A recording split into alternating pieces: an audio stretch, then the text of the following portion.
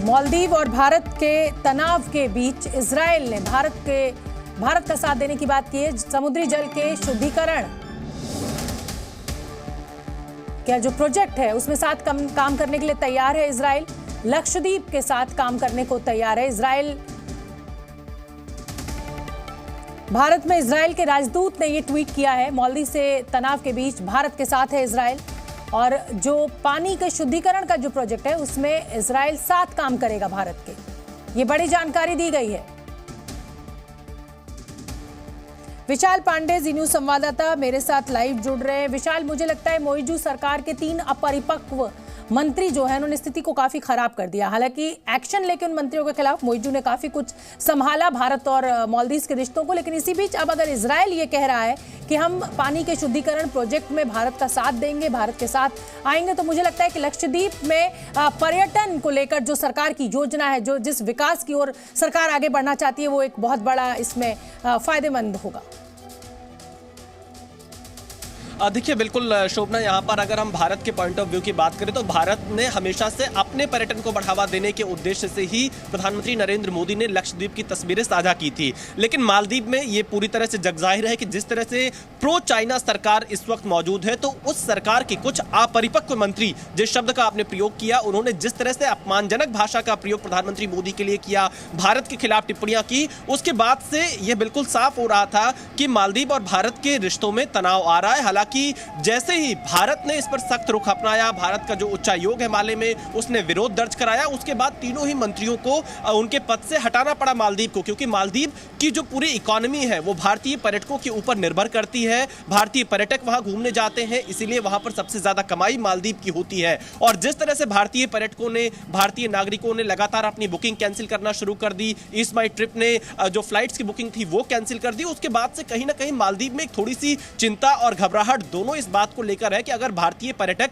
मालदीव आना बंद हो गए तो कब तक वो चाइना की राग अलापते रहेंगे, जब अगर उनकी इकोनॉमी ठीक नहीं रहेगी। और उसके बाद से आप देखिए आज पूरा भारत, पूरा देश लक्षद्वीप समेत तमाम जो भारत के बीच है, समुद्री इलाके हैं, उन तमाम जगहों की तस्वीरें साझा कर ये कह रहे हैं कि हमें अपने देश के बीचेस को जाकर घूमना चाहिए, उनकी सुंदरता देखनी चाहिए। आप बिल्कुल ठीक कह रहे हैं विशाल। हमें जाहिर सी बात है कि हमें अपने देश के पर्यटक स्थलों पर ध्यान देना चाहिए, उन्हीं को अपनी प्रायोरिटी बनाना चाहिए, लेकिन यहां हमें अपना आकलन भी करना चाहिए। लक्षद्वीप में बड़े बड़े 5 स्टार होटल्स नहीं है, अच्छी व्यवस्था नहीं है रुकने की, बीचेस बेहद खूबसूरत हैं, लेकिन विकास की बेहद जरूरत है वहां पर अगर हम पर्यटन को वहां बढ़ाना चाहते हैं। और मुझे लग रहा है कि अब भारत सरकार ने मन बना लिया है कि मालदीव से कोई कंपटीशन नहीं है हमारा, लेकिन हमें अपने देश के पर्यटक स्थलों को मजबूत करना है और अपने पर्यटन को बढ़ाना है ताकि हमारी अर्थव्यवस्था में सुधार आए।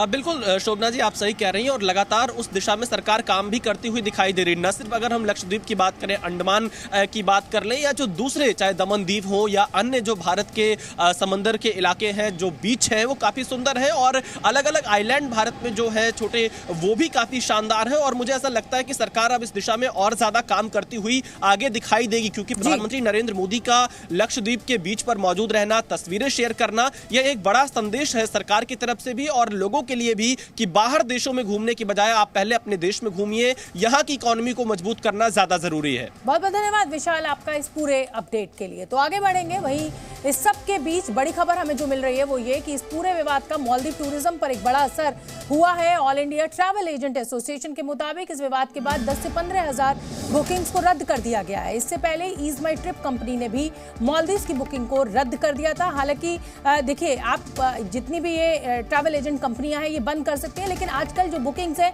वो ऑनलाइन हो जाती है। लेकिन ये एक अच्छा जिसे कहा जाए संदेश मालदीव को दिया गया है कि अगर आप भारत के खिलाफ, भारत के प्रधानमंत्री के खिलाफ कोई भी इस तरीके की टीका टिप्पणी करेंगे तो हम भारतीय जो है वो मिलकर आपका बायकॉट करेंगे। रिसेंटली जो सोशल मीडिया पे चल रहा है, जो हमें बयान सुनने में मिल रहे हैं मालदीव्स के गवर्नमेंट के रिप्रेजेंटेटिव से, उसके तहत हमने डिसाइड किया है कि अब हम आगे से कोई भी मालदीव्स की बुकिंग एक्सेप्ट नहीं करेंगे। हमारे देश में 3 लाख लोग हर साल मालदीव जाते थे, अब वो ईज माई ट्रिप पे ये फैसिलिटी अवेल नहीं कर पाएंगे। उनकी तरफ से माफ़ी नहीं आई, ढंग की माफ़ी नहीं आई जो हमारी गवर्नमेंट कर रही है, तो ये बहुत असर करेगा। क्योंकि पिछले साल 4 लाख आदमी हमारे गए वहाँ पर, और जिन्होंने टूरिज्म बढ़ाया, इकोनॉमी बढ़ाई, एंड यू नो इंडियंस तो हमारे हैं ही सबसे बड़े स्पेंडर्स। और Maldives is not a low cost country to visit, it's a high cost country, it's a high end country for as hotels and all are very expensive there. So I think we have given added a lot to the economy and they should have that respect for us. और बॉलीवुड के superstar Amitabh Bachchan ने भी इस पूरे मुद्दे को लेकर आज सोशल मीडिया एक्स पर लिखा है कि हमारी आत्मनिर्भरता पर आंच मत डालिए। अमिताभ बच्चन ने लिखा, हम भारत हैं, हम आत्मनिर्भर हैं, हमारी आत्मनिर्भरता पर आंच मत डालिए। मैं अंडमान लक्षद्वीप गया हूँ, समुद्र तट और पानी के नीचे का अनुभव अद्भुत, हमारे द्वीप बहुत बेहतरीन है।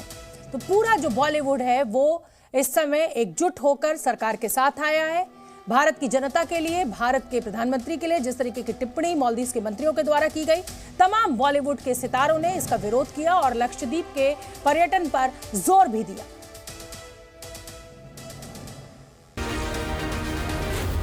Zee News.